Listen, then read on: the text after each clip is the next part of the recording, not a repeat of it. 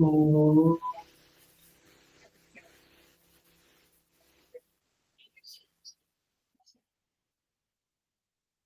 ओम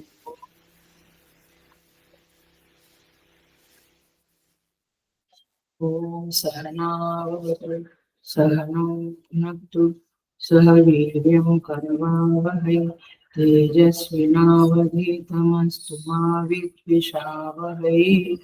ओम शांति शांति शांति। समस्त जन कल्याण नित्यं करुणामय नमामि चिन्मय देवं सद्गुरुं ब्रह्मविद्वरम्।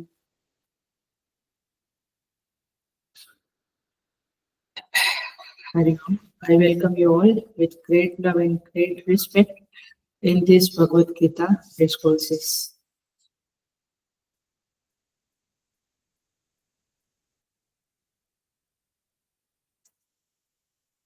हम 11वें अध्याय पे आए हैं।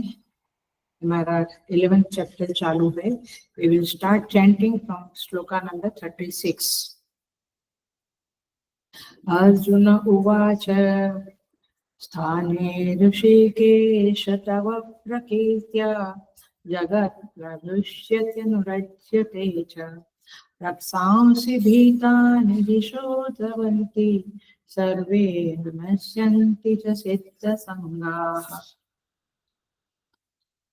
कस्माच्च तेन नमिरन् महात्मन् गरीयसे ब्रह्मणोऽप्यादिकर्त्रे अनन्तदेवेश जगन्निवास त्वमक्षरं सदसत्तत्परं यत् त्वमादिदेवः पुरुषः पुराणः त्वमस्य विश्वस्य परं निधानम् वेत्तासि वेद्यं च परं च धाम त्वया ततं विश्वमनन्तरूपम् वायुर्यमोऽग्निर्वरुणः शशाङ्कः प्रजापतिस्त्वं प्रपितामहश्च नमो नमस्तेऽस्तु सहस्रकृत्वा पुनश्च भूयोऽपि नमो नमस्ते नमः पुरस्तात् अथ पृष्ठतस्ते नमोऽस्तु ते सर्वत एव सर्व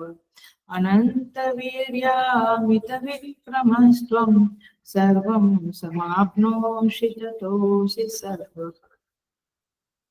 के क्लास में हमने देखा था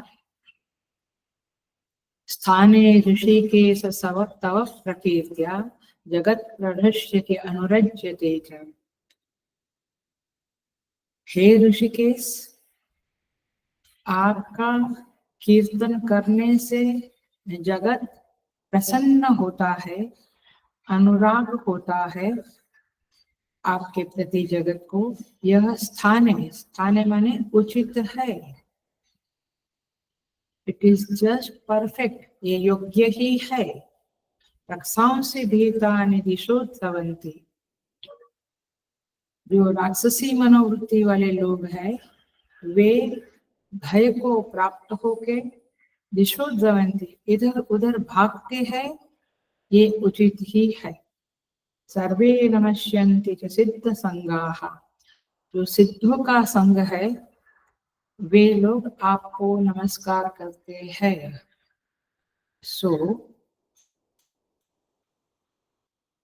इस श्लोक में मुख्य बात ये थी कि इस जगत में जो कुछ भी हो रहा है सब नियमानुसार हो रहा है। भक्त लोग जब भक्ति की मनोवृत्ति से उपहित होकर भक्ति करते हैं परमात्मा की, तो उन्हें परमात्मा आनंद देता है। अर्थात भक्ति के संदर्भ में परमात्मा आनंद रूप होता है, माने विषय केवल परमात्मा ही है। इस तरह से यहाँ पे हमने देखा था। इससे थोड़ा सा रिफर करके फिर आगे के श्लोक में चले जाते हैं। मूल बात यही है कि परमात्मा तीन तरह से विषय नहीं है, एक ही विषय परमात्मा है।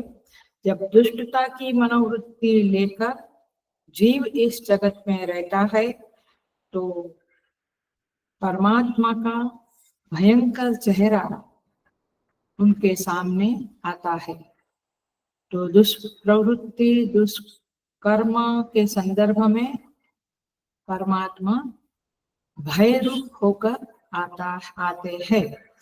तो इस तरह से, और जब भक्ति करते हैं तो आनंद रूप होकर आते हैं, और जब साधक लोग सिद्ध लोग साधना करते हैं तो परमात्मा शरणागति प्रदान करने वाले के रूप में, शरण के रूप में सामने आते हैं। तो भय का उचित विषय भी आप है, हर्ष का उचित विषय भी आप है, शरणागति का उचित विषय भी आप है। और इसलिए विश्व रूपधर परमात्मा इस तरह से हमने कहा था। तो यहाँ पे इस श्लोक को इस तरह से देखने के बाद हम आगे का श्लोक भी थोड़ा देखे थे। कस्माच्चते नानमेरन महात्मन। हे महात्मन, अर्जुन की स्तुति अब शुरू होती है, शुरू हो गई है 36 में। अब 37 में कहते हैं अर्जुन, हे महात्मन, गरीयसे ब्रह्मणोपि आदि करते, ब्रह्मा के भी आदि करता आप हो, और गरीयसे माने सबसे बड़े महान हो। आपके लिए कस्मात न नमेरन, आपको लोग कैसे नमस्कार न करें, माने आप नमस्कार के योग्य हो। अनंत देवेश जगन निवास, हे देवेश हे जगन निवास, त्वमक्षरम सदसत् तत्परम यत्, आप सत और असत उनसे परे और अक्षर ब्रह्म हो, आप ही यह सब कुछ हो। इसको हम देख रहे थे, थोड़ा वाईफाई का प्रॉब्लम हुआ था फिर छोड़ दिए थे, आज वापस देखते हैं। यह श्लोक का भाव ऐसा है कि नमस्कार व्यक्ति के स्वभाव में होता है। एवरीबडी हैज गॉट अ नमस्कार वृत्ति इन देयर माइंड। तो नमस्कार कोई बनावटी चीज नहीं है। लेकिन हेतु क्या है? हेतु यह है कि सामने वाली व्यक्ति में कुछ महिमा हो, कुछ बड़प्पन हो, कुछ गरिमा हो, तब जाकर भक्त के अंदर अथवा मनुष्य के अंदर नमस्कार की वृत्ति उत्पन्न होती है। That is the main thing. So हमने एग्जाम्पल दिया था, हम सीधे आगे बढ़ते हैं। एग्जाम्पल यह था, जैसे क्रोध आता है तो मनुष्य में कामना होती है, वह कामना जब प्रतिहत होती है, कामना के ऊपर जब चोट लगती है, माने जब कामना में कोई बाधा पहुंचाता है, तब व्यक्ति क्रोधित होता है। तो ये नियमानुसार है, ये सभी मन के अंदर, सभी के मन के अंदर इसी प्रकार से कानून काम करता है। ये अलग बात है, ये प्राकृतिक नियम है। ये अलग बात है कि आप सांस्कृतिक बन जावे तो आप क्रोध को संयम कर लेंगे, बट उत्पन्न होना स्वाभाविक है। ख्याल में है, सबको उत्पन्न होता है। महात्मा लोग अथवा साधक लोग उसको संयम कर लेते हैं। उसी तरह से लोभ के बारे में समझाया था पिछले क्लास में कि जब आपके अंदर कोई सुखद वृत्ति उत्पन्न होती है, जिसने आपको सुख दिया, उसकी चाहना आपके अंदर होगी ही होगी, राइट? आप उसको चाहेंगे, आप कहेंगे कि उसका संग मुझे और मिले, वो वस्तु मुझे और मिले। तो जहाँ पे सुखद होता है अनुभव, वह भी नियमानुसार है, तो लोभ उत्पन्न होता है। सुखद के पीछे पीछे लोभ चलता है। आपके अंदर ग्रीड आएगा। कोई चीज ने मुझे हेल्थ दिया तो वो चीज के प्रति लोभ आएगा। व्यक्ति ने सुख दिया, उसके प्रति लोभ आएगा। तो लाभार्थ लोभः, तो ये भी एक नियम है। और माने कोई वस्तु आपको दुख दे और आप कहें कि और आ जाओ, और आ जाओ, नहीं, तो दुखद के साथ लोभ नहीं होता है। उसी तरह देखो, भय की वृत्ति भी हमारे अंदर आती है, तो क्यों आती है जब समझ लेना, ये साइकोलॉजिकल वे है। जब आपका कोई इष्ट है, आपको कोई प्रिय है, पसंद है, उसके साथ आपका वियोग होता है तो आपके अंदर वियोग होने की आशंका होती है, तो भय उत्पन्न होता है। राइट? चली न जावे वस्तु, ये व्यक्ति चली न जावे, ये लेबर चला न जावे। जो भी चीज आपको सुख देती है अथवा इष्ट है, पसंद है, उसके वियोग की आशंका आपके अंदर भय की वृत्ति को लाती है, और कुछ ऐसी परिस्थिति आती है जिसको दूर करने में आपकी असमर्थता है, तो आपको भय लगता है कि माय गुडनेस, ये परिस्थिति रही तो मेरा तो हाल हो जाएगा। तो इष्ट के वियोग की आशंका और उस वियोग को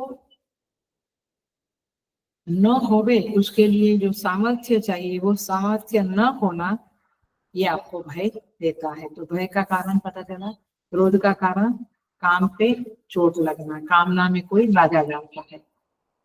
लाभ लोभ कैसे होता है, कोई सुखद है तो उसका लोभ होता है, और कोई वस्तु वियोग हो जाएगा ऐसी आशंका मन में आती है, ऐसी कोई परिस्थिति उत्पन्न होती है, तो आपके अंदर भय की वृत्ति उत्पन्न होती है। उसी तरह से यदि आपको किसी के भी महिमा का, बड़प्पन का, गुडनेस का, गुणों का ज्ञान हो गया, तो आपके चित्त में नमस्कार की वृत्ति अवश्य आएगी। तो नमस्कार की वृत्ति नहीं आती है, उसका कारण क्या हुआ? आपको उसके महिमा का ज्ञान नहीं है। समझ में आता है? हमारे गुरुदेव या स्वामी तेजोमयानंद जो भी बड़े लोग हैं, क्या आप ये समझते हैं कि जितना हम उनको समझते हैं और नमस्कार करते हैं, वैसे वहाँ के वर्कर लोगों को भी वो समझ है? वो तो एक फॉर्मेलिटी के लिए ठीक है, कर लेते हैं।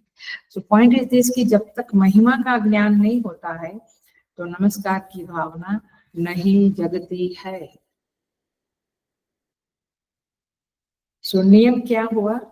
चाहे कोई कितना भी दुष्ट व्यक्ति क्यों ना हो, उसको यदि सुपर दुष्ट कोई मिला तो वहां वो नमस्कार करेगा। आतंकवादी जो बच्चे हैं, इधर बॉम्ब फोड़ते हैं, ये करते हैं, वो करते हैं, उनका गुरु कौन है? बड़ा आतंकवादी जो ISIS या जो भी बड़े जो उनके हेड होते हैं, वो उनके गुरु होते हैं। क्यों? क्योंकि उनको उनकी महिमा का ज्ञान है। वाह, इतना प्लानिंग करते हैं, ऐसा करते हैं, तो उनका नमस्कार वहां जाता है। तो दुष्ट व्यक्ति भी नमस्कार, उसके अंदर भी नमस्कार की वृत्ति उत्पन्न होती है। किसके प्रति होती है वो उनका अपना अपना है। कोई संगीत का प्रेमी है तो संगीत के जो सम्राट होते हैं उनके प्रति होगा। पॉलिटिशियन, छोटे छोटे जो होते हैं, उन लोगों को अपने में मिनिस्टर के प्रति होगा। तो नमस्कार की वृत्ति महिमा के ज्ञान से हो जाती है, और इसीलिए अमित महिमा और अमित प्रभाव वाला व्यक्ति दिखाई देता है, तो सुख पूर्वक हम वहां पे नमस्कार कर लेते हैं। बट अब एक और बात इसके संदर्भ में हम समझ लेते हैं। कस्माच्चते नमेरन महात्मा, अर्जुन कहता है भगवान आपके प्रति क्यों कोई नमस्कार ना करे? ये बात तो सच है, लेकिन आपके पास सीधी आर्गुमेंट आएगी, सीधा तर्क आएगा। कहाँ सब लोग नमस्कार करते हैं, मंदिर में आके भी खड़े रहते हैं, हम भी देखते हैं। माँ को छोड़ने आते हैं, बूढ़ी माँ को, फिर खड़े रहते हैं, हाथ नहीं जोड़ते भगवान। तो क्यों नहीं होता है? क्योंकि उनके अंदर झुक जाने के लिए जो श्रद्धा चाहिए वो नहीं है।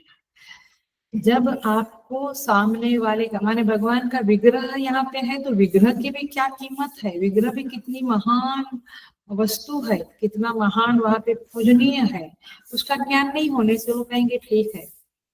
तो उनके अंदर वो ज्ञान नहीं है, और ज्ञान नहीं होने के कारण श्रद्धा उत्पन्न नहीं होती है, और इसीलिए झुकना नहीं होता है।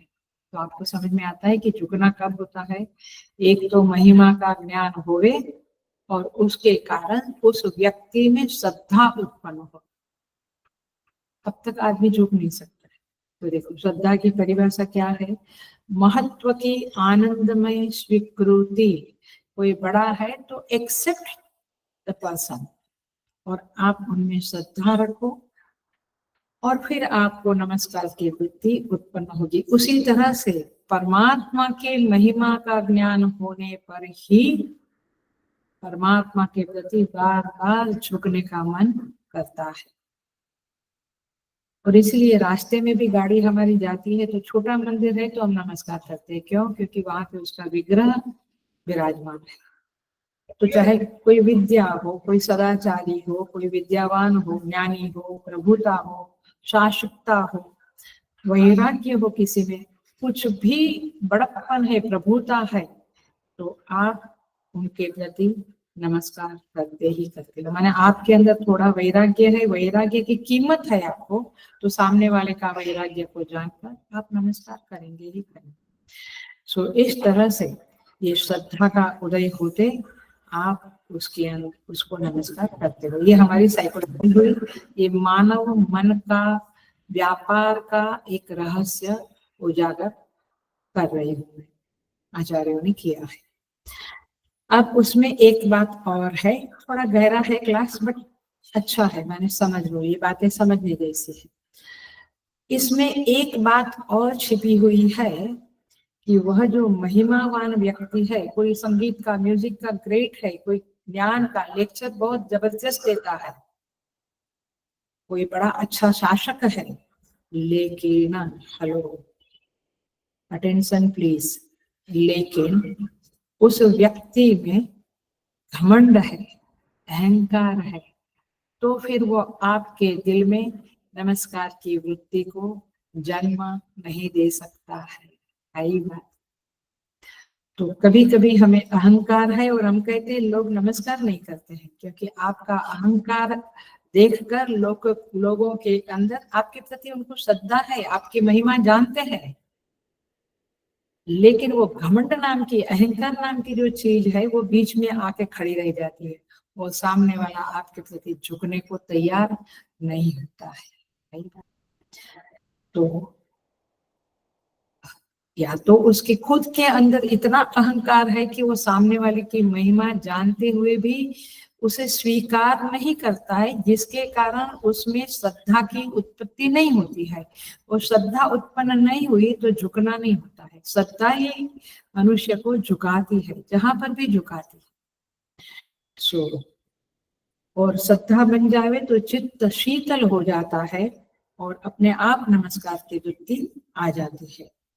लेकिन यदि किसी के अंदर खूब ज्ञान दिखे, बढ़िया प्रवचन करते हैं और अहंकार ना दिखे, सदाचार दिखे और अहंकार ना दिखे, वैराग्य दिखे और अहंकार ना दिखे, तब जाकर व्यक्ति झुकता है। लेकिन मान लो कि किसी के अंदर ज्ञान खूब है, अच्छा प्रवचन करता है, बट बड़ा अहंकारी है, तो कितना भी उसकी महिमा है वो काम नहीं लगती है, वो नमस्कार की वृत्ति उत्पन्न नहीं करती है। लेकिन परमात्मा कैसे है? अमानित्वम अदम्भित्वम, 13वें अध्याय में आएगा। परमात्मा में कोई मानित्व नहीं है, अमानित्व है, निरहंकार कारिता, ये परमात्मा का स्वभाव है। इसलिए परमात्मा में महिमा भी है और निरहंकारिता भी है, इसलिए उनके प्रति हम झुकते हैं। यदि हमें उनका ज्ञान है तो, लेकिन किसी को ज्ञान नहीं तो वो नहीं झुकेगा। भगवान क्या चीज है उनको पता ही नहीं है कि ये दुनिया का कारोबार तू नहीं करता, तेरे बाप दादा ने नहीं किया, ये परमात्मा ये दुनिया को चला रहा है, इतना सिंपल ज्ञान भी उसको नहीं है तो वो झुकेगा नहीं। उसको ये नहीं पता कि कर तुम अकर तुम अन्यथा कर तुम परमेश्वर, कुछ भी कर सकता है, कुछ भी रोक सकता है, कुछ भी विपरीत कर सकता है, ये ज्ञान नहीं तो वो झुकेगा।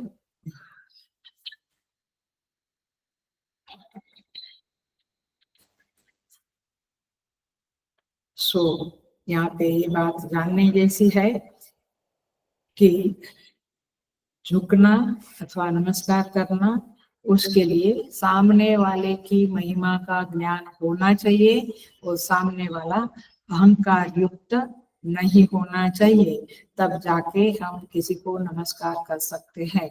और अपने अंदर भी वो श्रद्धा की वृत्ति उत्पन्न होनी चाहिए। वो कब होगी? आपके अंदर भी अहंकार नहीं होगा तो किसी की महिमा को आनंद से स्वीकार करके उनके प्रति श्रद्धा युक्त होकर नमस्कार कर सकते हैं।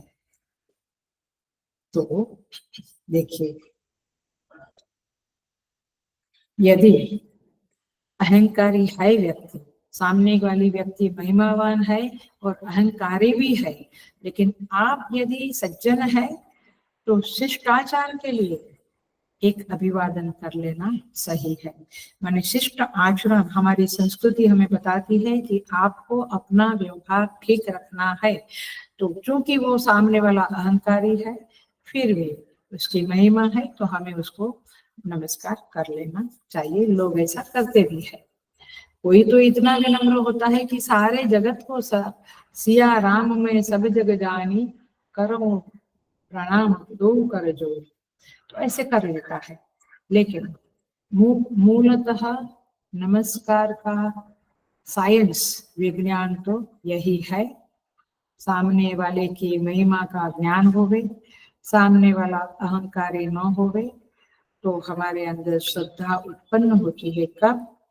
जब हमारे अंदर का अहंकार अधिक से गाढ़ा न होवे तो हमारे अंदर श्रद्धा उत्पन्न होती है।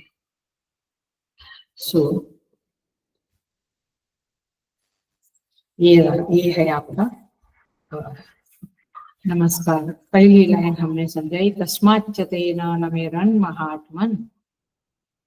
एक और बात हम समझ लेते हैं, यदि ये नमस्कार जो है,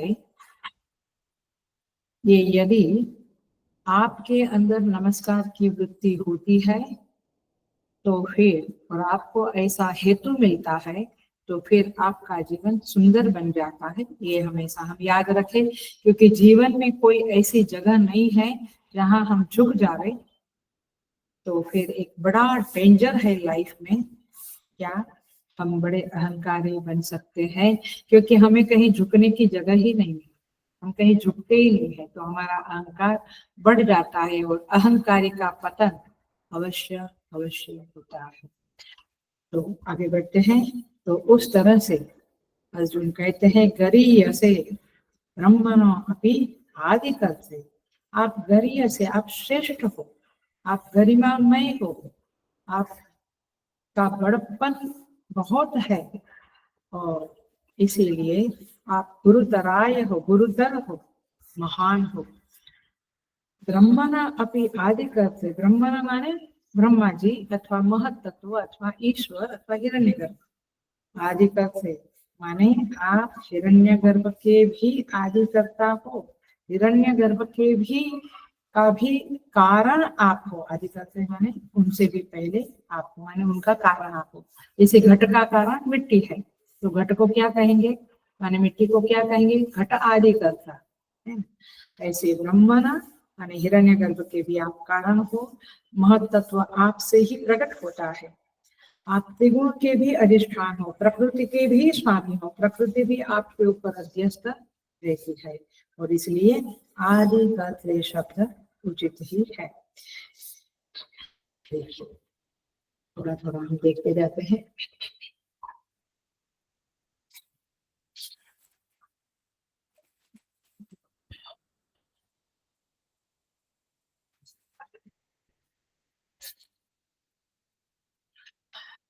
पातंजल योग दर्शन कहता है, स पूर्वेशामपि गुरु कालेन अनवच्छेदा। पातंजल योग सूत्र का एक सूत्र है, स पूर्वेशाम अपि गुरु। भगवान जो है, परमात्मा जो ईश्वर है, वह सारे गुरुओं के भी आदि करता है, माने सारे गुरुओं के भी गुरु है। काले न अनवच्छेदा माने काल के पहले परमात्मा, माने कोई भी गुरु इस संसार में प्रकट हुआ उसके पहले परमात्मा गुरु के रूप में विराजमान है, माने ईश्वर ही गुरु रूप है, आदिकर्ता है, सारे गुरुओं का आदिकर्ता परमात्मा ही है। कहते हैं अनंतम, अनंत शब्द का अर्थ क्या है? अनंत, आपका ना अंत है न आदि है। क्यों ऐसा है? इसका पीछे तर्क क्या है, युक्ति, लॉजिक क्या है? क्योंकि आप सर्व रूप हो। व्यक्ति का जन्म होता है, इसके पहले भी आप हो, फिर उस व्यक्ति जो जन्म लेती है उसकी स्थिति आपके कारण है, फिर वो जब उसका मृत्यु होता है तो उसका लय भी आप में होता है। तो आप सर्वरूप हो। जैसे सारे घट के बर्तन जो है उसका मिट्टी क्या है? मिट्टी को क्या बोलेंगे? अनंत, क्योंकि घट बना उसके पहले भी मिट्टी थी, आज में भी मिट्टी है। तो अनंत शब्द का अर्थ है सारे रूपों में आप हो। सुवर्ण से जितने आभूषण बनते हैं उसके पहले सुवर्ण था, बाद में भी सुवर्ण रहेगा। तात्पर्य क्या है? अनंत। स्वप्न दृष्टा जो होता है वो सारे स्वप्नों से अभिन्न होता है। क्यों? क्योंकि सारे स्वप्नों के साथ वो रहता है। तो अनंत, ख्याल में है, स्वप्न दृश्यों के संदर्भ में स्वप्न दृष्टा अनंत है, आभूषणों के संदर्भ में सुवर्ण अनंत है। तो अनंत शब्द को इस तरह से समझना है। अनंत का और एक अर्थ होता है परिच्छेद शून्य, जहाँ पे परिच्छिन्नता नहीं, सीमा नहीं है, असीम। हमारे बुद्धि में सीमा के सिवा वस्तु ग्रहण नहीं होती है, हर एक चीज की एक सीमा है, बट परमात्मा असीम है। देवेश, आप देवताओं के भी ईश्वर हो। हिरण्यगर्भादि और इंद्र, वरुण, यम इत्यादि देवताओं के आप नियंता हो। आपकी प्रेरणा से ही वे देवता अपने कार्य में प्रेरित होते हैं, इसीलिए देवेश। देखिए, एक होते हैं आजान देवता, एक होते हैं कर्म देवता। सूर्य वगैरह आजान देवता है और इंद्र वगैरह कर्म देवता है। सभी देवताओं के आप ईश्वर हो। सभी के पास जो कैपेसिटी है, जो टैलेंट है, जो शक्ति है, वो आपके कारण है, और इसलिए आप देवेश शब्द से विराजमान, आपको देवेश शब्द से पुकारा जाता है। हे जगन निवास, जगन निवास माने देखिए सारे फैन तरंग है, वो कहाँ निवास करते हैं? जल में है। क्लियर एकदम एग्जाम्पल, बट ऐसे ये सिंपल एग्जाम्पल है, बट आपको ऐसे समझने। तो सारा कुछ जो जगत है उसके आप निवास स्थान हो, आश्रय स्थान हो। नाम रूपात्मक समस्त जगत आपके अंदर निवास करता है, जगन निवास।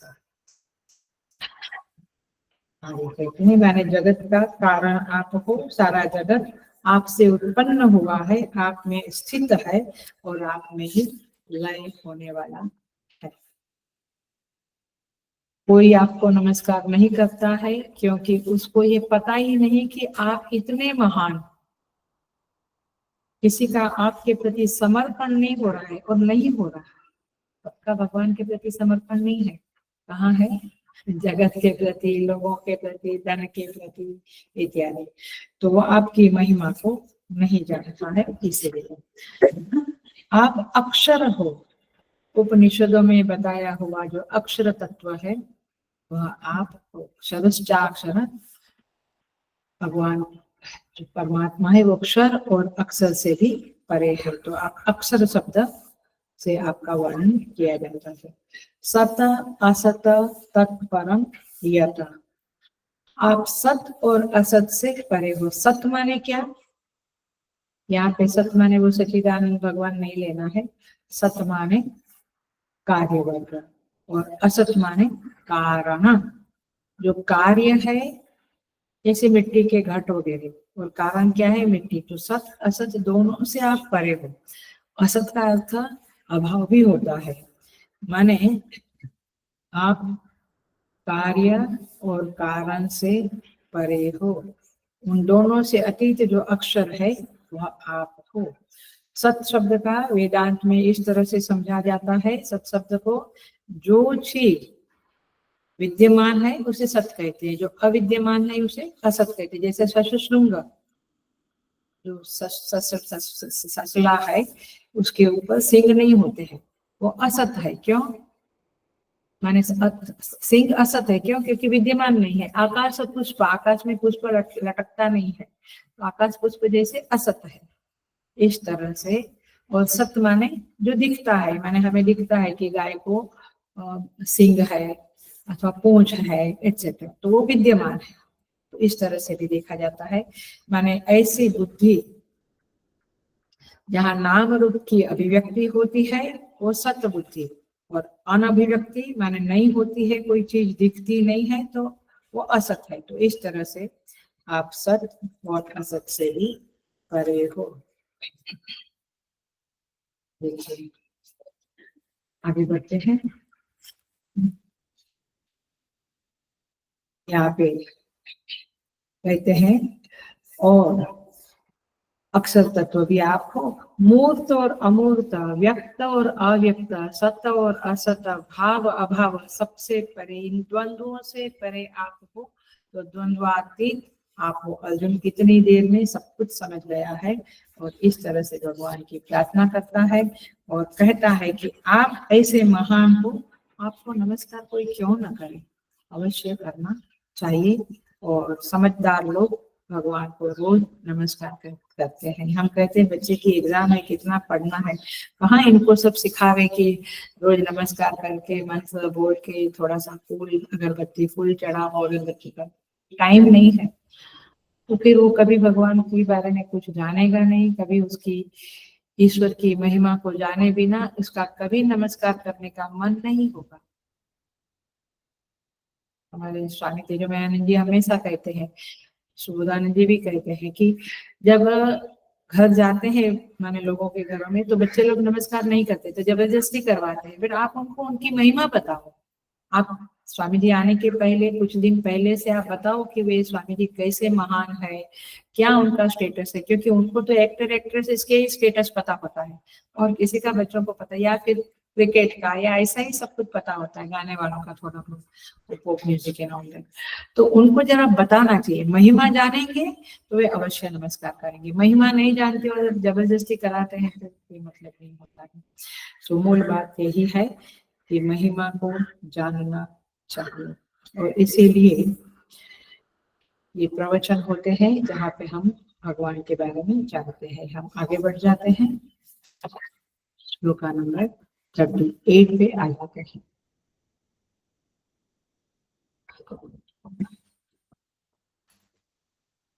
त्वम् आदिदेवः पुरुषः पुराणः, कहते हैं आप आदिदेव हो, पुराण माने सनातन हो, पुरुष माने पुरुष हो, त्वम् अस्य विश्वस्य परम निधान, आप इस जगत के परम निधान, निधान माने आश्रय स्थान हो, और वेत्ता असि वेद्यम च परम च धाम, कहते हैं और जानने वाले, वेत्ता माने जानने वाले और वेद्य माने जानने योग्य।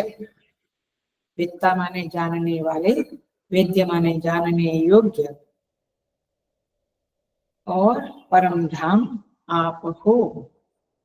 त्वया ततम विश्वम अनंत रूप, हे अनंत रूप, त्वया माने आपके द्वारा, विश्वम ततम यह जगत परिपूर्ण है, व्याप्त है। सो इस तरह से बहुत सारे संबोधन करके अर्जुन भगवान की महिमा को गाते हैं, स्तुति के रूप में भगवान के सामने उसका गान करते हैं और प्रस्तुत करते हैं कि प्रभु आप कौन हो, यह मैं अब जानने लगा हूँ। तो आइए इसको देखेंगे।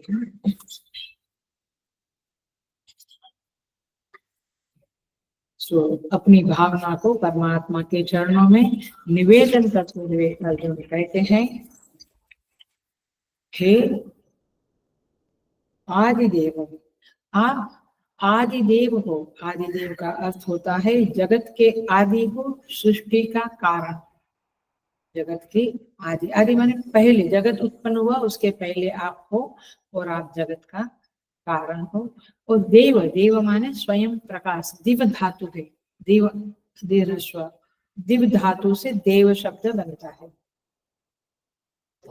देव शब्द का अर्थ क्या है, अथवा दिव धातु का अर्थ क्या है, स्वयं प्रकाश, स्वयं प्रकाश। जैसे ही हमारी ट्यूबलाइट है, वो क्या है, स्वयं प्रकाश है। हमने स्विच ऑन की तो प्रकाशित हो गई नहीं, वो विद्युत उसके अंदर आती है तब वो प्रकाशित होती है, तो पर प्रकाश कहेंगे उसको। तो सारी चीजें जगत में पर प्रकाश है, परमात्मा एक स्वयं प्रकाश है। इसलिए तो न तत्र सूर्यो भाति न चंद्र तारकम। क्यों ऐसा कहते हैं, क्योंकि सूर्य का प्रकाश भी परमात्मा के प्रकाश के कारण है, वहां से उधार लिया हुआ है। सो तात्पर्य ये है, आप आदि देव हो। आदि सिंपल सिंपल है अभी के श्लोक, बहुत ज्यादा नहीं, मैंने कुछ कठिन है ही नहीं खास। जो कठिन था वो 36 और थोड़ा बहुत 37 में लिख लिया है। सो स्वयं प्रकाश हो माने परमात्मा स्वयं प्रकाशित, जैसे दिया न दीपस्य अन्य दीपेच्छा। एक दिया पड़ा है, एक अंधेरा कमरा है, उसमें क्या क्या चीजें पड़ी है, तो हम दिया लेकर आते हैं और देखते हैं, लेकिन उस दिए को देखने के लिए दूसरे दिए की आवश्यकता है नहीं, क्योंकि दिया स्वयं प्रकाश है। इन दैट सेंस ये एक एग्जाम्पल है, बट हमारी जो बात चल रही है वो राष्ट्रांत की चल रही है। राष्ट्रांत माने जो जिसके बारे में हम कहना चाहते हैं, तो परमात्मा स्वयं प्रकाश है। और इसीलिए तुम्हें जानने के लिए और कोई उपाय नहीं है। आप जब अपने को प्रकाशित करते हो तब व्यक्ति आपको जान लेता है। तुम आदिदेव पुरुषः, पुरुष शब्द का अर्थ होता है पुरीशयनात् इति पुरुषः। बहुत बार कहा है उपनिषद के क्लास में, ये शब्द बहुत बार आता है। पुरुष सुक्त माने किसके, सुक्त माने क्या, सुक्त माने क्या, सुउक्त, सु माने सुष्ठु, अच्छी तरह से कहा गया है, उक्त माने कहा गया। तो जहाँ पे माने पुरुष सुक्त, पुरुष के बारे में जहाँ पे अच्छी तरह से बताया गया है उसे पुरुष सुक्त कहते हैं। हम लोग नारायण सूक्त पढ़ते, श्री सूक्त पढ़ते, सुक्त शब्द का यही अर्थ है। तो पुरुष सुक्त, तो पुरुष शब्द का अर्थ है पुरी शयनात् इति पुरुषः। पुरी माने ये शरीर रूपी पुरी जो है हमारी, ये हृदय जो है, वहां पे जो शयन करता है माने रहता है, अंतर्यामी इत्यर्थः। वो अंतर्यामी आप हो, ऐसा यहाँ पे अर्जुन कहता है। तो अथवा पूर्णत्वात् पुरुषः, जो पूर्ण है उसे पुरुष कहते हैं। तुमादिदेव पुरुषः पुराणः। पुराण शब्द का अर्थ है, देखो पुराण माने हमको लगता है मत्स्य पुराण, गरुड़ पुराण, भागवत पुराण। पुराण शब्द का अर्थ क्या है, पुरा अपि नव इति पुराण, जो जुना है, बहुत पुराना है, लेकिन अभी भी उसकी जो उसका जो कहना है वो अभी भी लागू पड़ता है, माने it is relevant to today's time, वो पुराण है। तो पुराण शब्द का अर्थ है नित्य, चिरंतन, सनातन, जो सदा रहता है, कभी भी जूना नहीं होता है, ओल्ड नहीं होता है, उसे कहेंगे पुराना। सदा विद्यमान रहता है, इसलिए उसे कहते हैं त्वमादिदेव पुराणः। माने उसको और तरह से समझे तो उसमें घटना बढ़ना नहीं होता है। माने चीज जूनी हो गई तो घटना होता है, घटना माने डिक्रीज, डिके होता है, DECAY, डिके होता है, यस। लेकिन परमात्मा पुराण है, इसका अर्थ है वहां पे घटना बढ़ना नहीं होता है, उत्पत्ति विनाश नहीं होता है।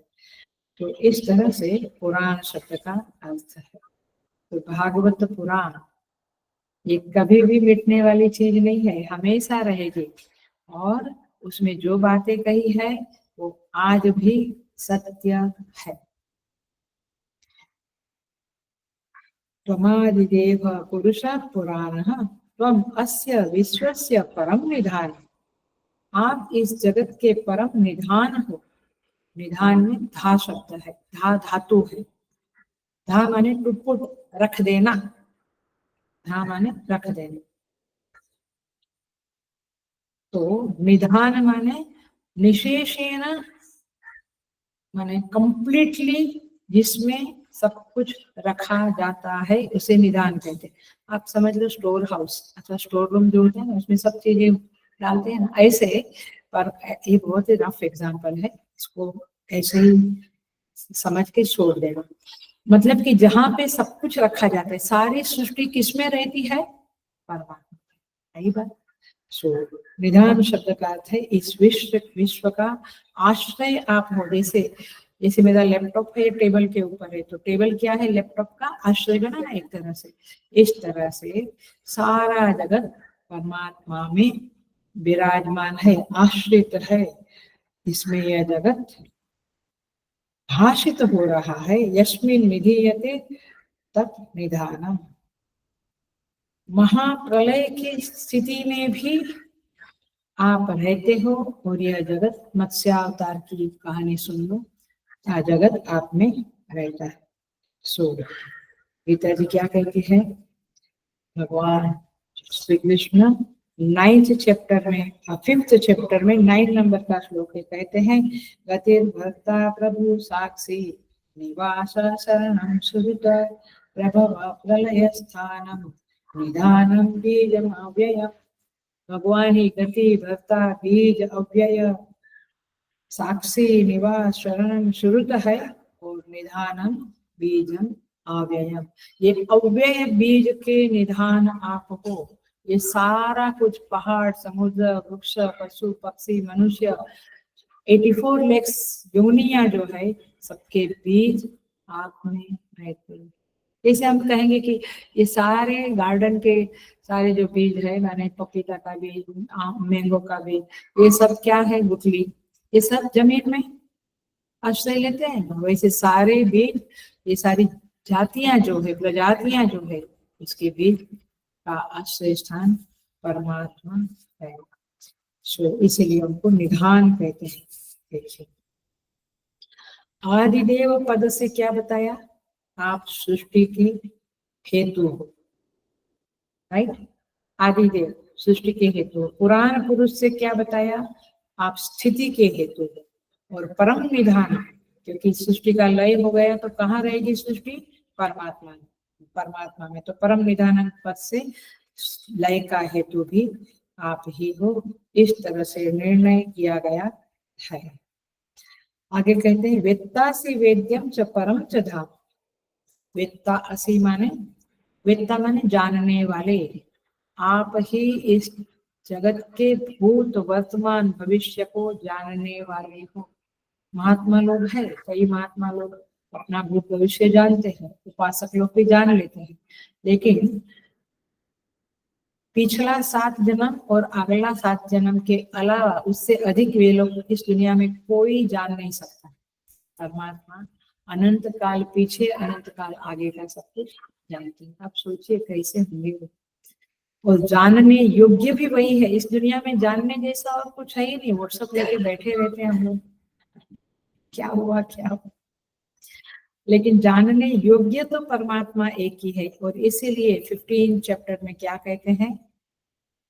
सर्वस्य चाहं हृदि सन्निविष्टा मत्तः स्मृतिर्ज्ञानमपोहनं च वेदैश्च वेद्यम् अहमेव वेत्ता। क्या कहते हैं? वेदैश्च सर्वम् अहमेव वेत्ता, माने सारे वेदों के अहमेव वेद्यम, सारे वेदों के द्वारा जानने योग्य कोई चीज है तो अहम एवं मैं, माने परमात्मा ही जानने योग्य है। और सारा कुछ जानने वाले भी परमात्मा ही। त्वया ततम विश्वम अनंत रूप। ये अनंत रूप कहते हैं त्वया इदम विश्वम ततम। ततम माने व्याप्तम। कौन सा श्लोक था? 2nd चैप्टर में। अविनाशी तु तद्विद्धि येन सर्वमिदं ततम। उस अविनाशी को तुम जानो, येन सर्वम इदं ततम।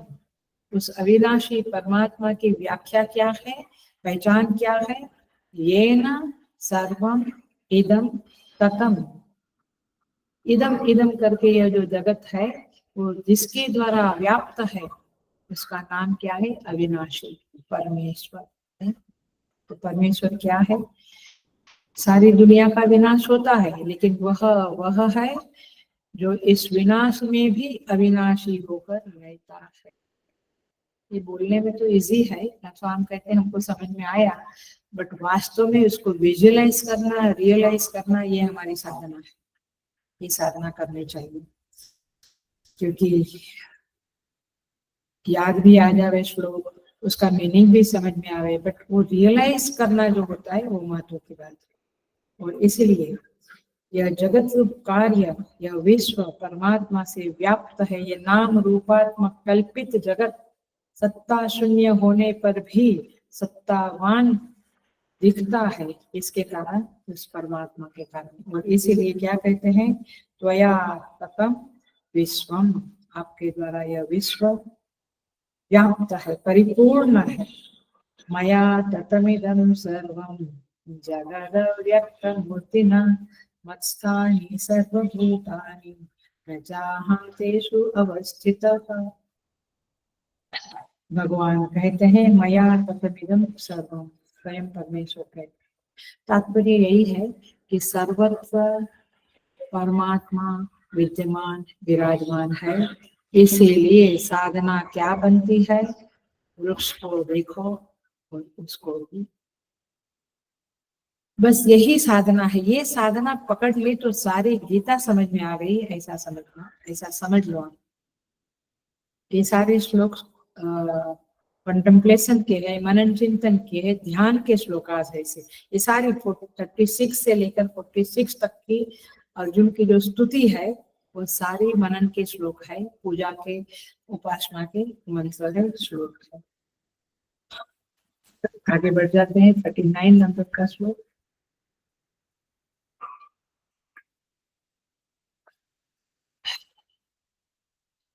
वायुः यमः अग्निः वरुणः शशांकः। आप वायु, आप वायु हो, अग्नि हो, यमराज हो, वरुण हो, शशांक माने चंद्रमा हो, प्रजापति प्रजा के स्वामी ब्रह्मा हो, त्वं प्रपितामहश्च, और ब्रह्मा के पितामह माने ब्रह्मा, ब्रह्मा के भी आप पिता हो। नमो नमस्तेस्तु सहस्रकृत्वः, हे सहस्रकृत्व माने हजारों हजारों बार। आप कहते ना, क्या जन्मदिन का गाते हैं तो कहते हैं ना, जियो हजारों साल, तो सहस्र हजारों बार नमो नमः, नमस्ते नमस्ते, आपको नमस्कार हो, नमस्कार। नमो नमस्तेस्तु सहस्रकृत्व पुनश्च भूयोपि नमो नमस्ते। अर्जुन को संतोष नहीं होता है, वो कहता है पुनः च, बार बार, भूयः अपि, आपके लिए फिर भी बार बार नमस्कार नमस्कार। तो भगवान को बार बार नमस्कार करके अर्जुन का मन थकता नहीं है, तो इस श्लोक में वह बार बार नमस्कार करता है। हम थोड़ा सा मीनिंग देख लेते हैं।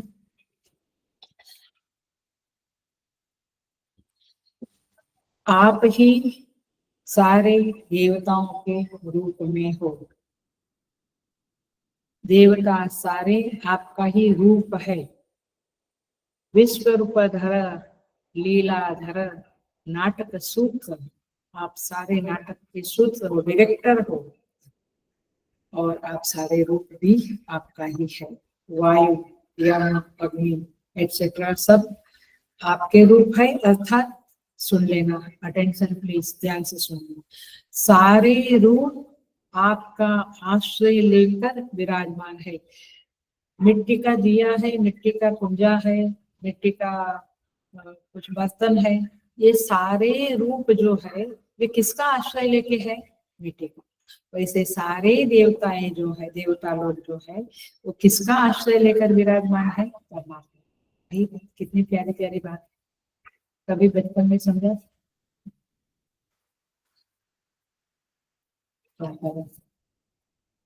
सो यहाँ पे कहते हैं अधिदैविक और अधिभौतिक सभी रूप भगवान के हैं, और इसीलिए सब स्वरूप को सब रूप को ज्या ज्या ठिकाणी मन जाय माझे त्या त्या ठिकाणी निज रूप तुझ मी ठेवितो मस्तक ज्या ठिकाणी तेथे तुझे सद्गुरु पाय तू।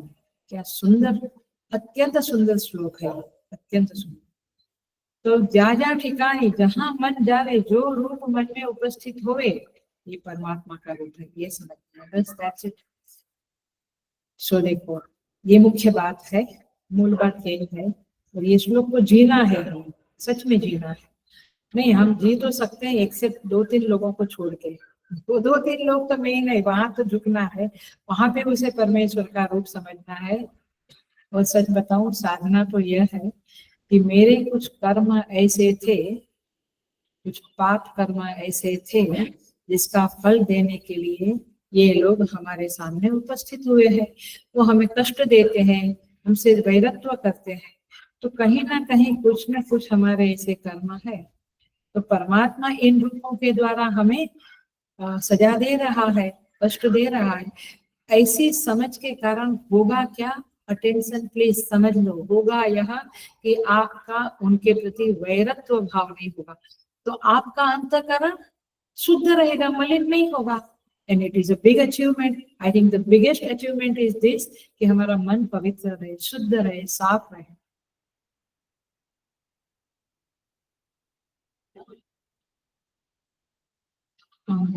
बहुत एक अच्छा कल सुना था, याद आएगा तो बताते।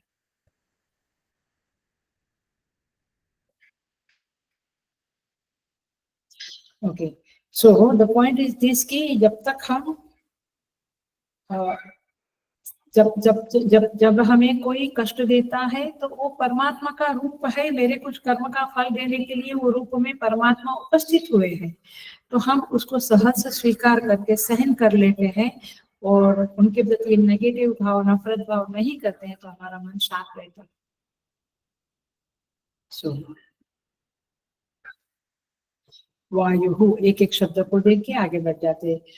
जिसको जिससे सबको प्राण मिलता है, प्राणी जी रहे हैं, उसे वायु कहते हैं। ख्याल में आया वायु शब्द का अर्थ? माने जिसके कारण जीवनी है हम। यम, यम जो संयमनपुरी के अधिपति है। संयमनपुरी माने कंट्रोल रूम। क्या करता है वो कंट्रोल रूम? इस जगत से थोड़ा कचरा साफ करते हैं। संयमनीपुरी के अधिपति जो है, उनका नाम यम है। वो संपूर्ण संसार पर उनका शासन चलता है। उनकी आज्ञा से यमदूत आकर जीवों को इस संसार से वापस ले जाते हैं। अग्नि ही, अग्नि शब्द है जो सब में व्याप्त होकर शक्ति देता है और प्रकाश भी देता है। माने प्रकाशन कार्य और शक्ति देना, ये दोनों अग्नि के संदर्भ में है। और जठराग्नि के रूप में रहकर अन्न को पचाता है, उसका नाम अग्नि है। ये सारे रूप में आप ही हो, और इसलिए भगवान कहते हैं यं वैश्वानरो भूत्वा प्राणिनां देहमाश्रितः प्राणापान समायुक्त पचाम्यन्नं चतुर्विधम्। ये श्लोक हमें भोजन के पहले बोलने के लिए कहते हैं, कई जगह पे बोला जाता है। हम कहते हैं ये सब क्या है, टाइम नहीं है, बच्चों को ये सिखाते ही नहीं है। कहाँ से उनको अध्यात्म के बारे में ज्ञान मिलेगा? कहाँ से उनको ये जगत जिस सत्ता से चल रहा है, उस सत्ता के साथ यूनाइट होने को, जुड़ने के लिए कोई संभावना बनेगी? श्लोक ही नहीं बोलेंगे, संभावना कहाँ से बनेगी? तो ये हमारी हिंदू संस्कृति इतनी प्यारी है, इतनी प्यारी है कि परमेश्वर से जुड़ जाने के लिए दी बेस्ट श्लोक का, कर्म का सब कुछ दिया है। और आप कहेंगे परमात्मा से क्यों जुड़ना? भाई तुझे आनंद चाहिए ना, तो आनंद तो परमात्मा ही आनंद स्वरूप है, बाकी कहीं आनंद नहीं है। तो इसलिए परमात्मा से जुड़ना चाहिए। वरुण, वरुण शब्द का अर्थ है जल के अधिपति देवता, वरुण देवता, जिसके द्वारा सबको जीवन मिल रहा है। तो जल के अधिपति वरुण देवता भी आप ही हो, उसी के रूप में आप हमारे सामने प्रस्तुत होते हैं। बारिश आती है तो हम बारिश का एंजॉय करते हैं। क्या हमारे अंदर ये विचार आता है कि ये जल देवता कृपा बरसा रहे हैं? यदि ये आया तो आप अधिदैविक सत्ता के साथ जुड़ गए। आध्यात्मिक सत्ता के साथ जुड़ना माने हमारे अंदर मेरी आंख कैसे देख रही है, सूर्य देव के अनुग्रह से देख रही है, तो सूर्य से जुड़ना, या आध्यात्मिक सत्ता के द्वारा भी, अधिभूत सत्ता के द्वारा भी हम जुड़ सकते हैं। सो इन शॉर्ट ये देवताओं के साथ जुड़ना चाहिए, चाहे देव पूजा करो, पाठ पूजा करो, चाहे विचार के द्वारा जुड़ना चाहिए, यूनाइट होना चाहिए, तब उनकी कृपा, उनका अनुग्रह हमारे ऊपर अच्छी तरह से उतरता है। शशांक, शशांक माने चंद्रमा, जिससे संपूर्ण औषधियां और वनस्पतियों का पोषण होता है, उसे शशांक अथवा चंद्रमा कहते हैं। कौन सा श्लोक है? 15 चैप्टर में गामावेश्य च भूतानि धारयाम्यहम् ओजसा उष्णामि च औषधि सर्वाः सोमो भूत्वा रसात्मकः। रसात्मक चंद्र बनकर मैं सबको पुष्णामि, पुष्ट करता हूँ। ये धन धान्य में जो पुष्टि का गुण आता है, तो किसके कारण है? चंद्रमा के कारण। तो इस तरह से ये, और इसी के आधार पे आपके क्या बोलते हैं, ये जो हाथ में हम डालते हैं नीलम या इत्यादि, ये सब इस तरह से ग्रहों से और नक्षत्रों से कनेक्टेड होते हैं। तो ये सारे शास्त्र सच है, हमें उसका ज्ञान नहीं है, इसलिए हमें रिस्पेक्ट नहीं होता है, बट सारी चीजें अपने अपने स्थान में सही है। प्रजापति त्वं प्रपितामहश्च, आप प्रजा को उत्पन्न करने वाले प्रजापति भी आप हो, और प्रपितामह माने जितने भी, माने ब्रह्मा जी, जो पितामह माने ब्रह्मा जी, ब्रह्मा जी के भी पहले, उनके भी प्रकट होने के पहले जो है वो आप प्रपितामह हो। नमो नमस्तेस्तु सहस्रकृत्वः, आपको हम नमस्कार करते हैं और हजारों हजारों बार नमस्कार करते हैं, ऐसा जहाँ पे अर्जुन भगवान को कहते हैं। पुनश्च भूयोपि नमो नमस्ते, हम आपको बार बार नमस्कार करते हैं। 40 श्लोकों का श्लोक देख लेते हैं।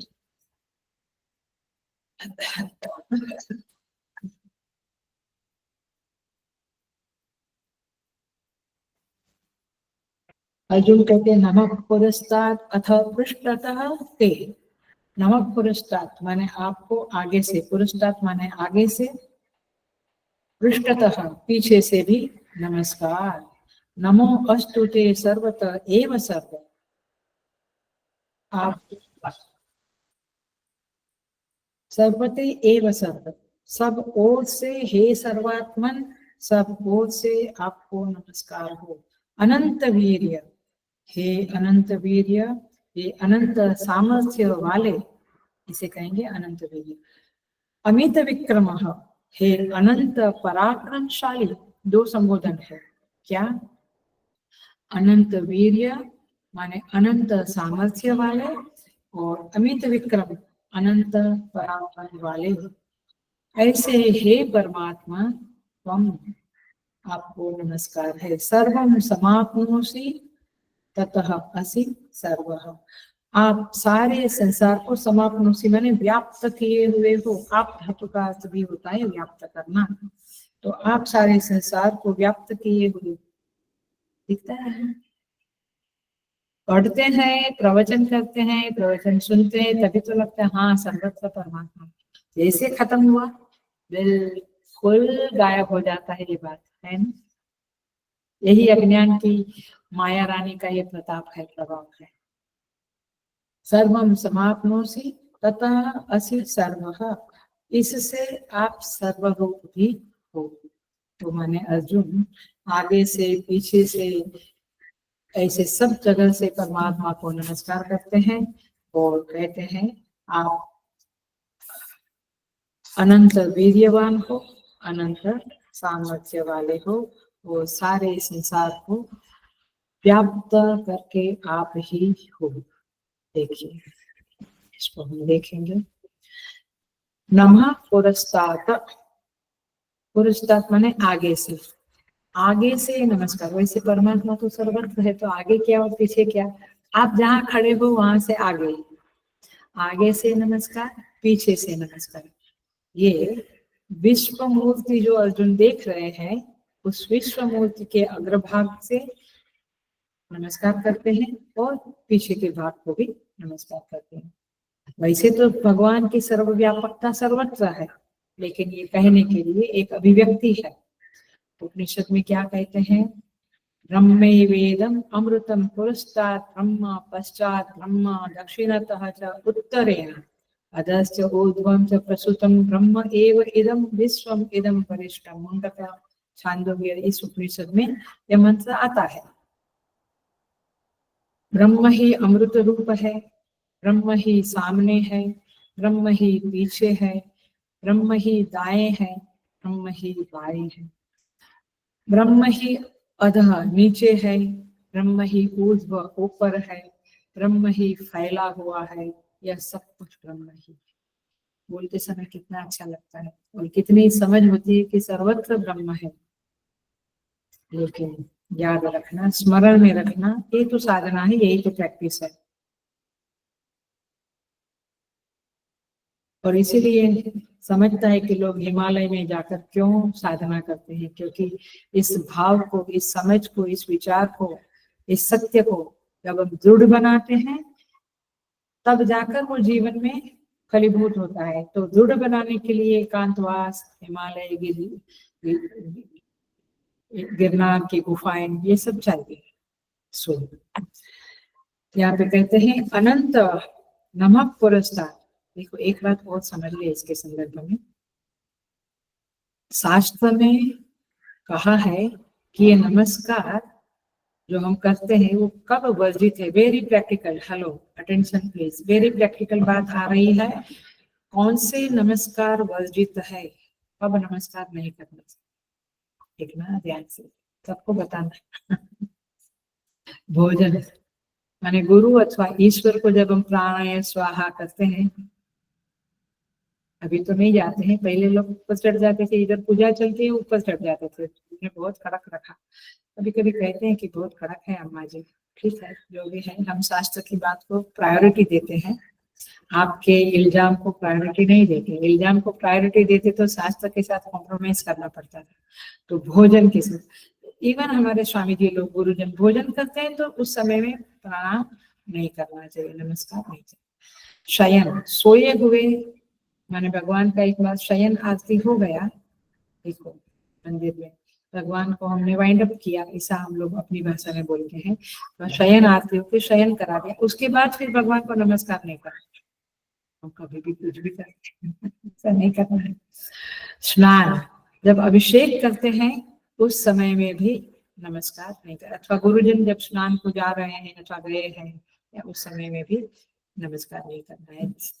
ध्यान मतलब कि जब गुरुजन ध्यान में बैठे हैं तभी हमें नमस्कार नहीं करना चाहिए। और चलन, चलन माने जब चलते हैं, माने गुरुजन महात्मा जन जब चलते हैं तो करते हैं, गिर जाए बेचारे।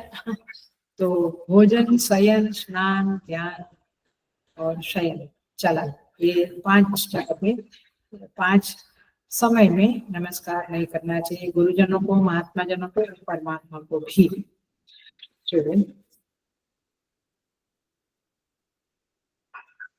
सो यहाँ पे कहते हैं लोग आजकल उपनिषद पढ़ते हैं, व्याकरण के आचार्य, दर्शनाचार्य हो जाते हैं, लेकिन आचार संहिता पढ़े बिना ये सब कुछ व्यर्थ है। इसलिए आचार संहिता में ये बातें लिखी हुई है और हमें उसको फॉलो करना चाहिए। नमस्कार शब्द का और एक अर्थ है, थोड़ा सा समझे, लौकिक में उसकी अंडरस्टैंडिंग करते हैं। नमः पुरस्तात्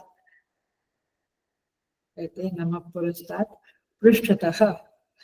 नमस्कार माने अहमता ममता को छोड़कर मैं आपकी शरण में आया हूँ, उसे रियली नमस्कार कहते हैं। यही लोग लिखते भी है ना नमस्कार, लेकिन अंडरस्टैंडिंग क्या है? स्वामी जी इतना काम करके देना। हाँ हे भगवान, सुना है, देखा है, आपकी शरण में है, हम आपको प्रार्थना करते हैं, आप किया तो भी अच्छा, नहीं हो सका तो भी ठीक है। तो आपकी शरण में अहिंसा ममता को छोड़कर भगवान की शरण में जाना अथवा गुरु की शरण में जाना, ये नमस्कार है। दूसरा अर्थ होता है नमस्कार का नम्र होना, विनम्र होना, हम्बल होना।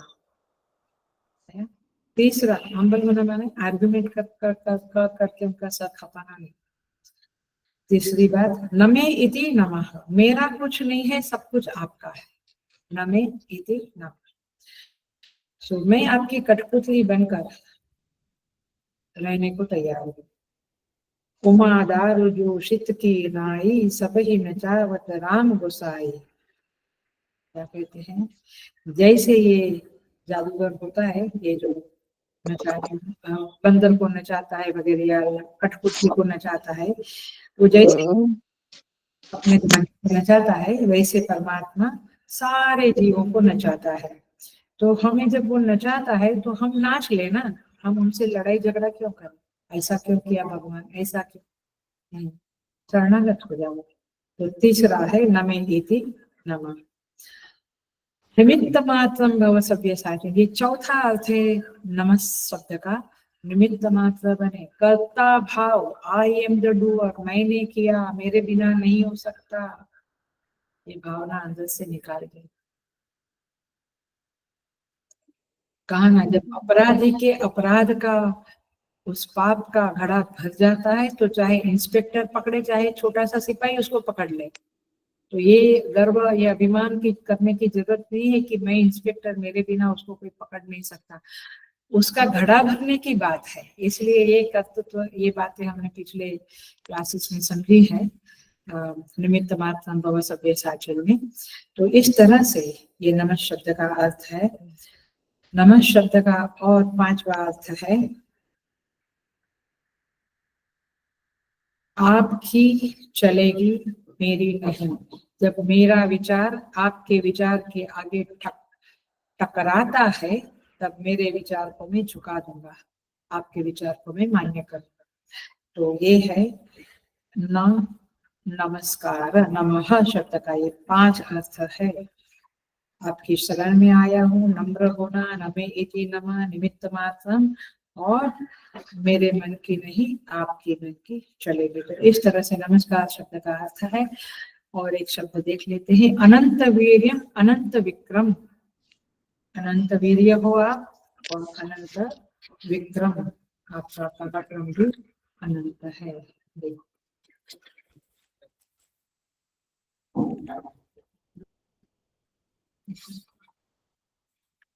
इसका अर्थ है कोई व्यक्ति में अनंत वीर्य, सामर्थ्य बहुत है, बहुत सामर्थ्य है, और शस्त्र अस्त्र विद्या में पारंगत है, समझ है, लेकिन पराक्रम नहीं दिखला सकता। नॉलेज है बट उसका कुशलता से प्रयोग करना, वहां पे वो ढीला पड़ जाता है। तो पराक्रम कम है। और कोई व्यक्ति माने शास्त्र विद्या में निपुण और सकुशल होता है, लेकिन पराक्रम सामर्थ्य माने सामर्थ्यहीन होता है, पराक्रम नहीं कर सकता है। लेकिन किसी में पराक्रम बहुत है लेकिन कुशलता अच्छी नहीं है। देखो इसका क्लासिक एग्जाम्पल है महाभारत में। वीर्य माने शारीरिक बल और विक्रम माने शिक्षा, प्रयोग करने की कुशलता। तो वीर्य रहने पर भी विक्रम नहीं होता है, और कभी कभी विक्रम माने शिक्षा कुशलता होने पर सामर्थ्य नहीं रहता है। श्रीमद् भागवत जी में कहते हैं, बलराम जी कहते हैं, बलराम जी को पूछा जाता है युधिष्ठिर और भीम के बारे में। बलराम जी का पक्षपात तो युधिष्ठिर दुर्योधन के प्रति था, दुर्योधन और भीम के बारे में। तो वे बहुत सुंदर एनालिसिस करते, कहते हैं एक वीर्याधिकम मन्ये उत एकम शिक्षया अधिकम। एक को बल में अधिक मानता हूँ, किसको? भीम। बल में अधिक, मैंने पूछा जाता है कि दोनों में क्या फर्क है, तो एक को एक वीर्याधिकम मन्ये, एक जो भीम है उसमें बल में अधिक मानता हूँ, उत एकम शिक्षया अधिकम, और एक दुर्योधन है वो शिक्षा में माने शस्त्र प्रयोग की कुशलता में श्रेष्ठ है। माने समझ में आया, 2 बातें, एक बल है और एक शस्त्र को प्रयोग करने की कुशलता। कुशलता एक चीज है और बल एक चीज है। तो इस तरह से अनंत वीर्य भी आप हो, बट परमात्मा कैसे है? अनंत वीर्य भी है और अनंत विक्रम भी है। तो इस तरह से परमात्मा में दोनों चीजें हैं और इसीलिए परमात्मा को अनंत वीर्य, अनंत पराक्रम के, अनंत विक्रम करके पुकारा है। एक और शब्द रह गया है, सर्वम समाप्नोषि च ततोऽसि सर्वम। सम आपनोषि माने सब में आप व्याप्त हो। पहले जो कहा मया त्वया तमिदं विश्वम, वही बात है। सर्वम समाप्नोषि, आप अपने एक स्वरूप से सारे जगत में व्याप्त किए हुए हो, क्योंकि आप सर्वरूप हो, अथवा इसलिए आप सर्वरूप हो। आप क्यों ऐसा है, जैसे वेदांत का मूल सिद्धांत आ गया, ऐसा क्यों कहते हैं परमात्मा को कि आप सर्वरूप हो, आप सर्वत्र व्याप्त हो? क्योंकि अटेंशन प्लीज, वेदांत का सूर प्रकट हो रहा है, क्योंकि आपके सिवा और कुछ वास्तव में इन रियलिटी है ही नहीं। हमें जो भेद दिखता है वो नाम रूप का भेद है, और हमारी अज्ञान दृष्टि के कारण हमें अलग अलग चीजें दिखती है। हमने उसका नाम वृक्ष रखा, और वृक्ष में भी ये पपीता का है, ये आम का है, ये थोर का है, ऐसे अलग अलग वृक्ष बोलते हैं हम। लेकिन वास्तव में परमात्मा सर्वरूप है और सर्वत्र व्याप्त है। इसकी अंडरस्टैंडिंग यही है कि वे एक ही वास्तव में है, उनके अलावा कुछ है ही नहीं। तो इसे कहेंगे सर्वम समाप्नोषि, अर्थात सर्वात्म भाव से आप व्याप्त करके हो, ऐसा भी कहो तो ठीक है। सतरूप से आप समस्त जगत को व्याप्त करते हो। सत माने विद्यमानता, आप ही सर्वत्र विद्यमान हो। एग्जाम्पल देंगे तो क्लियर हो जाएगा। जैसे सुवर्ण सारे आभूषणों में अपने कार्य जो कुंडल इत्यादि है उसमें सर्वत्र बाहर भीतर करके व्याप्त है, ऐसे परमात्मा ही अपना कार्य जो जगत रूप कार्य है उसमें भीतर बाहर सर्वत्र व्याप्त है। इसलिए एकांश न स्थितो जगत, ये जगत तो एक अंश में स्थित है। सर्वत्र ज्यायागंश पुरुष, पुरुष इससे भी अनेक गुना है। इस तरह आप भी सब भूतों की आत्मा होने के कारण, दिस इज द आत्मत्वात्, सर्वभूतात्मत्वात्, ये फिफ्थ केस है, पंचमी विभक्ति हेतु के रूप में आती है। इस हेतु के कारण सर्वम समाप्नोषि ततोऽसि सर्वः, इसलिए आप भीतर बाहर व्याप्त करके स्थित हो, यही अभिप्राय लेना है। आपके अतिरिक्त इस संसार में कुछ भी नहीं है। यहाँ पे स्तुति है, आगे की स्तुति जरा मोड़ लेती है, टर्न लेती है, जिसको हम अगले क्लास में अगले मंडे को देखेंगे। पहले तो अर्जुन ने भगवान को दर्शन की प्रार्थना की, भगवान जब विश्वरूप दर्शन कराया तो व्याकुल हो गया। फिर कहा कौन हो भगवान, भगवान ने कहा मैं कालोस्मि हूँ। फिर धीरे धीरे अर्जुन का मन श्रद्धा और भक्ति से विगलित होने लगा, और अब थोड़ा सा वो भान में आया, थोड़ा सा वो सावध बना, अलर्ट बना। और फिर वो अब आगे के श्लोक में कहेगा, बहुत प्यारे श्लोक है 41 और 42 नंबर के श्लोक, आगे के क्लास में देखेंगे, जहाँ पे वो कहता है, अब उसको पश्चाताप होता है, हे भगवान आप तो इतने महान हो, मैंने तो आपको सखेति मत्वा प्रसभम यदुक्तम, मैं तो आपका सखा बोलता था, कृष्ण हे यादव, ऐसा कुछ भी कहता था, मैंने बहुत गलती की है प्रभु, आप मुझे क्षमा करो। मैं आपके साथ खाता था, पीता था, सोता था, मुझे इतना पता नहीं था कि आप इतने महान हो। आप उसको थोड़ा अपना याद आता है और वो भगवान से क्षमा मांगता है। ये श्लोक आगे के श्लोकों में आएंगे, 41, 42 वगैरह में अगले क्लास में देखिए। ओम पूर्णमदः पूर्णमिदं पूर्णात् पूर्णमुदच्यते पूर्णस्य पूर्णमादाय पूर्णमेवावशिष्यते। ओम शांति शांति शांति। हरि ओम। श्री गुरुभ्यो नमः।